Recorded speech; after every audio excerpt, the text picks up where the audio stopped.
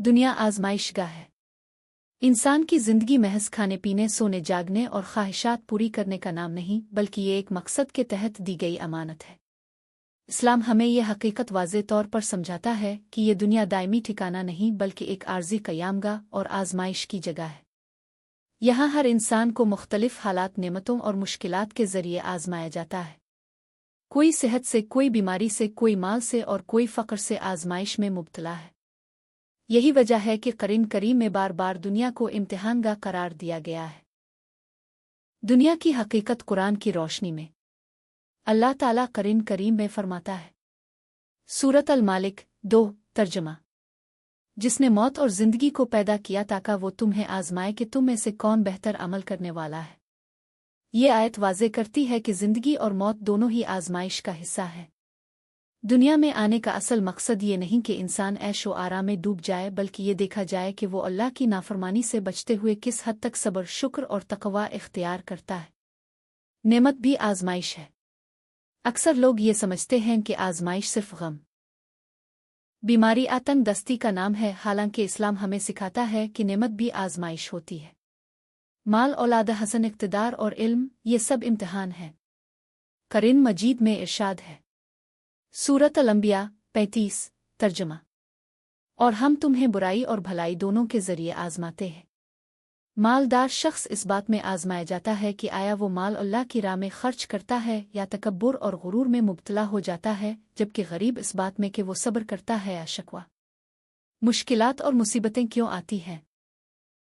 दुनिया में मुसीबतें इंसान को तोड़ने के लिए नहीं, बल्कि निखारने के लिए आती है। ये इंसान के ईमान को मजबूत करती हैं, इसके गुनाहों का कफ़ारा बुनती हैं और इसे अल्लाह के करीब ले जाती है। नबी करीम ने फरमाया, मोमिन को जो भी तकलीफ, बीमारी, गम, रंज या अजियत पहुंचती है, हत्ता के कांटा भी चुभता है, तो अल्लाह इसके बदले इसके गुनाह मुआफ़ फरमा देता है। सही बुखारी। ये हदीस हमें सब्र की अज़मत और आजमाइश की हिकमत समझाती है। अंबिया कराम की जिंदगियां सबसे बड़ी मिसाल। अगर दुनिया वाकई राहत की जगह होती तो अल्लाह अपने महबूब बुंदों यानी अंबिया कराम को आजमाइशों में मुब्तला न करता। मगर तारीख गवाह है कि सबसे सख्त आजमाइशें अंबिया पर आईं। हज़रत नूह को सदियों तक कौम की मुखालफत का सामना करना पड़ा। हज़रत इब्राहीम को आग में डाला गया। हज़रत यूसुफ को कुनवे गुलामी और कैद खाने से गुजरना पड़ा। नबी करीम को ताइफ में लहूलुहान किया गया। ये सब इस बात का सबूत हैं कि दुनिया आजमाइशगाह है, आरामगाह नहीं। सब्र और शुक्र कामयाबी की कुंजी। आजमाइश में कामयाबी का राज सब्र और शुक्र में पोशीदा है। नबी करीम ने फरमाया, मोमिन का मामला अजीब है, इसका हर मामला खैर ही खैर है।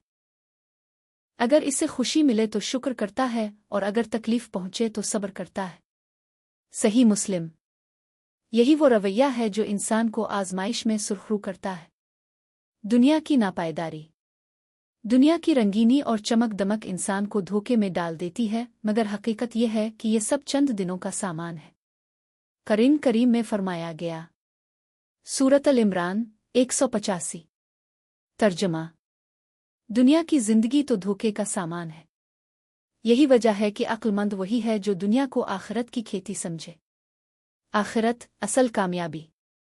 दुनिया में दी गई हर आजमाइश का नतीजा आखिरत में सामने आएगा। वहां ना माल काम आएगा, ना रिश्तेदार, बल्कि सिर्फ अमाल। नबी करीम ने फरमाया, अक्लमंद वो है जो अपने नफस को काबू में रखे और मौत के बाद की जिंदगी के लिए अमल करे। तिर्मिज़ी। आज के इंसान के लिए पैगाम। आज का इंसान मायूसी, बेचैनी और ज़हनी दबाव का शिकार है, क्योंकि वो दुनिया को ही सब कुछ समझ बैठा है। अगर वो ये समझ ले कि दुनिया एक इम्तिहान है, तो ना वो तकलीफ पर टूटेगा और ना नेमत पर मगरूर होगा। दुनिया वाकई आजमाइशगाह है, यहाँ हर लम्हा इम्तिहान है। कोई हाल मुस्तकिल नहीं। कामयाब वही है जो हर हाल में अल्लाह पर भरोसा रखे, सब्र और शुक्र को अपनाए और आखिरत की तैयारी करे। दुनिया के इम्तिहान में कामयाबी ही असल कामयाबी है, क्योंकि आखिरत की कामयाबी दायमी है। अल्लाह ताला हमें दुनिया की हकीकत को समझने, आजमाइशों में साबित कदम रहने और आखिरत की कामयाबी हासिल करने की तौफीक अता फरमाए। आमीन। अगर आपको मेरी वीडियो पसंद आई हो तो वीडियो को लाइक और शेयर करें और चैनल को सब्सक्राइब करना ना भूलें। شکریہ۔